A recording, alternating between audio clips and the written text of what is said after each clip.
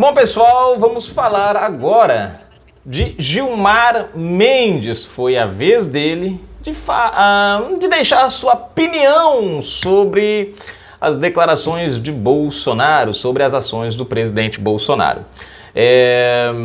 Eu sou Fagundes, hoje são 11 de setembro de 2021, na descrição link para esta matéria. Então vamos lá. Gilmar Mendes diz que é preciso acreditar na boa-fé de Bolsonaro. Se inscreve aí, aperte o sininho das notificações para receber os nossos vídeos, comenta, compartilha, deixa o seu like, seu dislike, na descrição do vídeo tem chave Pix, tem conta bancária, curte o nosso canal, gosta do nosso trabalho, seja um apoiador, seja um colaborador, tem na descrição do vídeo. E todas as segundas-feiras, live política, e hoje à noite, se tudo der certo, nada der errado, estaremos aqui às 20 horas também, tá bom?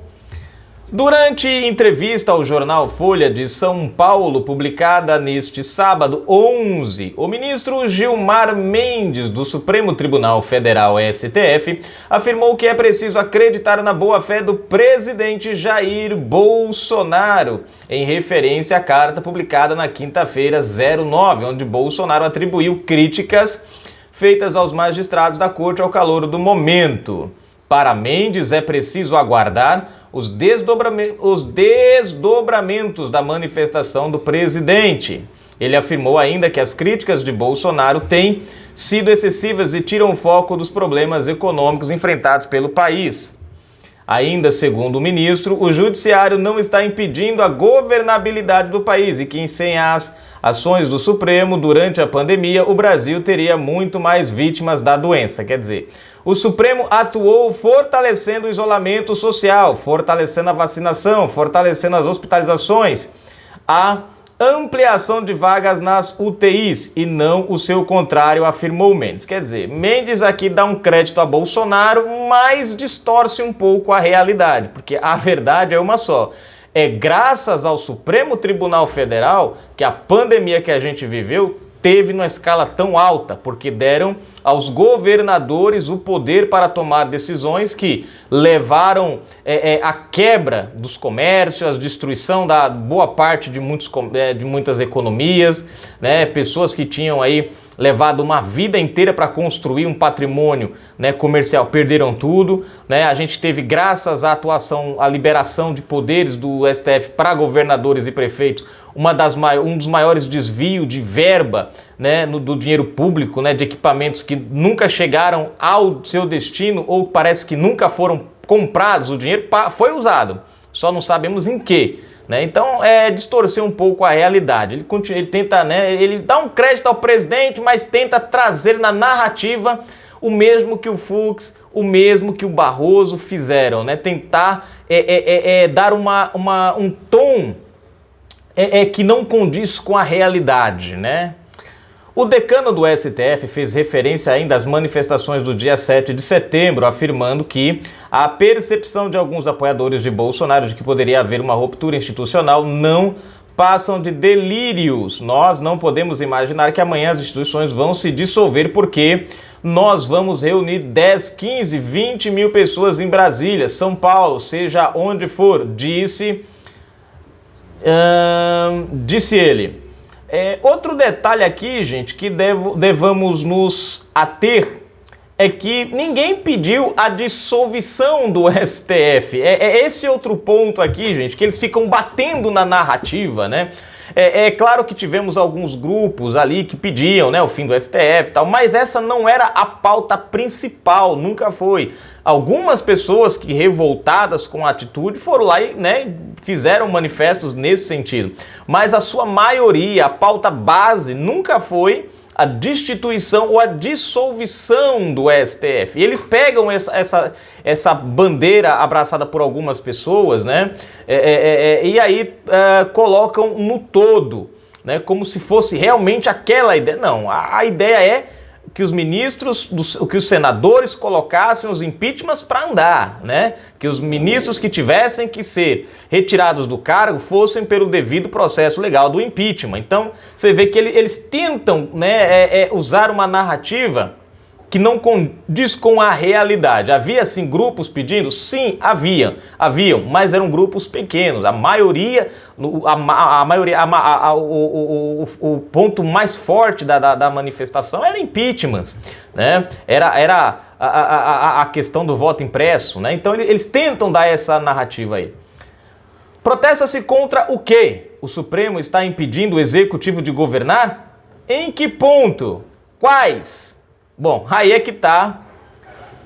Olha, eu já falei, né? A questão de tirar os poderes do presidente, que eles dizem que não tiraram, mas basta você pegar, né, a decisão de 22 de abril de 2020, tá bem explícito lá que o governo não pode interferir nas ações tomadas pelos governadores. Isso tá implícito, gente. Tá bem lá para todo mundo ler. Só não vê quem não quiser, né? Tá lá bonitinho. Bota aí no YouTube, coloca aí e leia. Aí depois você pode dizer se é verdade ou não. São as decisões do Supremo que impediram o governo de governar? Questionou o ministro. Sim. O presidente, infelizmente, não teve a oportunidade de colocar um plano de combate contra a Covid-19, que, na verdade, pela Constituição, é o Ministério da Saúde quem elabora o plano e os governadores, os entes federativos, vão lá e põem esse plano em prática. Nós tivemos o contrário. O STF descentralizou esse plano do Ministério da Saúde e colocou cada um por si. Cada um fazia do jeito que queria. Virou uma bagunça danada. A gente teve corrupção, desvio de verba, desvio de oxigênio. Lembra do oxigênio lá em Manaus? Né? Nego escondendo oxigênio por trás de paredes. Nego com carga em barcos de oxigênio lá do setor público para depois revender de volta. Nego com cargas em caminhão de oxigênio. Quer dizer, tudo isso graças, né, à atuação aí independente de cada estado sem um centro. Foi quem que fez isso? Vocês. E aí finaliza aqui a matéria. Então veja que o Mendes, ele não tem a sobre... É aqui, gente, que eu bato pau pro presidente.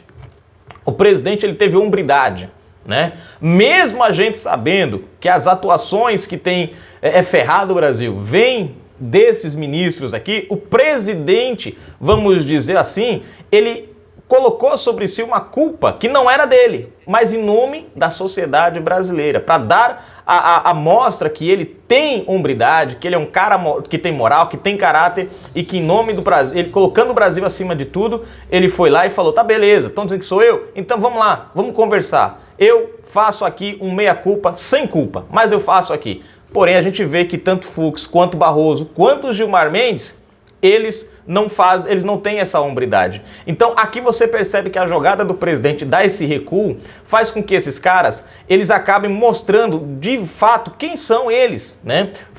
Usando fatos que são irreais, usando fatos que não condizem com a realidade, né? Dizer que não é culpa do STF, que foi o STF quem ajudou a combater. Gente, nós tivemos aí mais de 3 bilhões e 200 milhões desviados do negócio do Covid.